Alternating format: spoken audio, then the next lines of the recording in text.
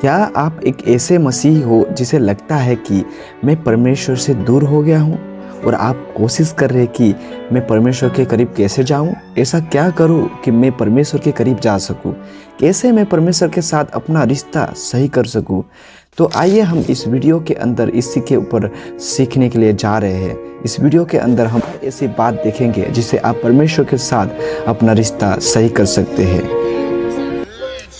Point number 1, return to the क्रूज की ओर वापस मुड़े। आपको यह महत्वपूर्ण सच्चाई को जानना बहुत ही जरूरी है कि आप अकेले परमेश्वर के साथ अपना रिश्ता सही नहीं कर सकते। आपको ये जानना बहुत ही जरूरी है कि परमेश्वर के साथ आपका संबंध अच्छा बनाने के लिए जरूरी नहीं है कि आप रोज प्रार्थना करें, रोज बाइबल पढ़े, रोज चर्च जाए या फिर अपना दशमांश रेगुलरली दे। हमेशा याद रखें, परमेश्वर पवित्र है, दोष रहित और अतुलनीय है। तो अभी हमारा अच्छा बनना हमारे पिछले पापों को मिटा नहीं देता या फिर हमारे भविष्य के काम हमें बचा नहीं सकते। हम पापी हैं और रोमियो 6:23 कहता है कि पाप की मजदूरी तो मौत है। मनुष्य अकेला अपने आप को धर्मी नहीं बना सकता, ना ही वो परमेश्वर के करीब जा सकता है, क्योंकि मनुष्य पापी है। पाप उसके शरीर में है और वो पाप को लेकर परमेश्वर के पास नहीं जा सकता। इसलिए यीशु मसीह क्रूस के ऊपर अपनी जान देता है कि हमारे लिए वो पाप का दाम चुकाए। वो हमारे पापों के लिए हमारी जगह पर जहाँ हमें मरना था वहाँ वो मरता है। और जब हम ये जानते और अंगीकार करते हैं कि यीशु मसीह हमारे पापों के लिए मरा ताकि हम बचाए जाए, इसी कारण से अब हम जो परमेश्वर पवित्र है और अति उत्तम है और उसके सामने जाकर हम अपना करीबी रिश्ता बना सकते हैं। रोमियो 10:9 कहता है कि यदि तू अपने मुंह से यीशु को प्रभु जानकर अंगीकार करे और अपने मन से विश्वास करे कि परमेश्वर ने उसे मरे हुए में से जिलाया, तो तू निश्चय उद्धार पाएगा। उद्धार किससे पाएगा या फिर किससे बचाया जाएगा?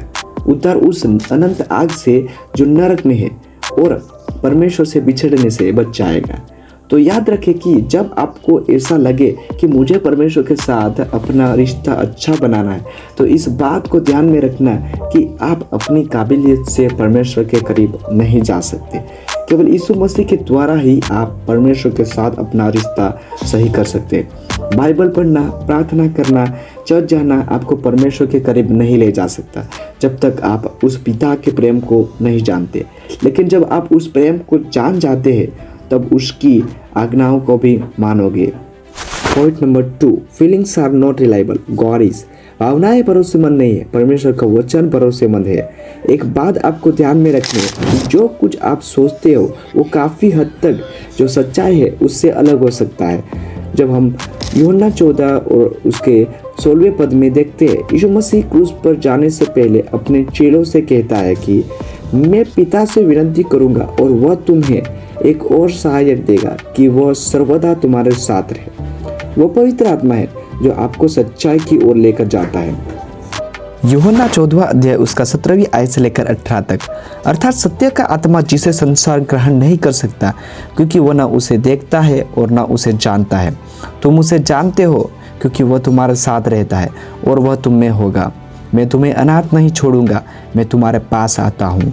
आप सोचोगे और आपको ऐसा लगेगा कि मेरे से परमेश्वर इतना दूर क्यों है, लेकिन अगर आप एक मसीह हो तो पवित्र आत्मा आपने पाया है और वो आपके अंदर रहता है, तो आपको कोई भी परमेश्वर से प्रेम से अलग नहीं कर सकता जो मसीह यीशु में है।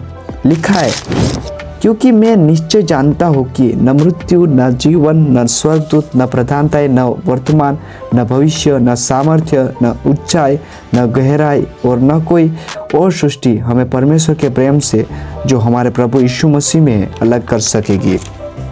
कई बार हमारी सोच और भावनाएं हमें परमेश्वर से दूर कर सकती है। कई बार हमें लगता है कि हमने कुछ किया है, इसकी वजह से परमेश्वर हमसे बहुत दूर चला गया है और हम कभी भी मिल नहीं सकते। लेकिन असल में परमेश्वर जो पवित्र आत्मा के रूप में आपके बहुत ही करीब है, वो आपके साथ रहना चाहता है, लेकिन आप उससे दूर जा रहे हो। तो कैसे हम परमेश्वर के निकट जा सकते हैं?